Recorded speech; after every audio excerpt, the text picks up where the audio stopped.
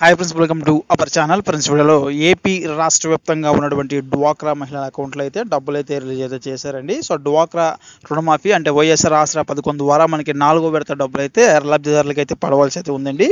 So ఈ యొక్క డబ్బులు అయితే మనకి ఎలక్షన్స్ వల్ల రిలీజ్ అయితే చేయలేదు.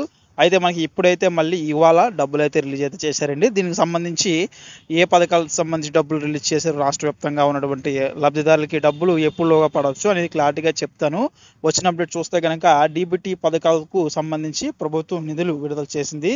జగనన్న విద్యా దీవెన ఫీజు రియంబర్స్మెంట్ కింద 502 కోట్లు, డ్వాక్రా మహిళలకి సంబంధించి ఆసరా పథకం కింద 1480 కోట్లు రిలీజ్ అయితే చేసిందండి. అయితే ఇంకొక 2-3 రోజుల్లో మిగతా డీబీటీ పథకాలు అంటే మనకి దీనికి సంబంధించి చూసుకుంటే ఏ అయితే చేయూత, ఈబీసీ నేస్తం, కాపు నేస్తం ఇట్లాంటి పథకాలు పెండింగ్ పథకాలు డబ్బులు ఏ అయితే ఉన్నాయో అన్ని డబ్బులు కూడా రిలీజ్ చేయడం జరుగుతుంది 2-3 రోజుల్లో. అయితే ప్రజెంట్ అయితే మనకి ఇప్పుడు ప్రజెంట్ ఈ యొక్క డబ్బులు అంటే డ్వాక్రా రుణమాఫీ డబ్బులు 4వ విడత డబ్బులు, అదేవిధంగా విద్యా దీవెనకు సంబంధించి సో ఫీజు రియంబర్స్మెంట్ విద్యార్థులకి అకౌంట్లో అయితే డబ్బులు అయితే పడడం జరుగుతుందండి.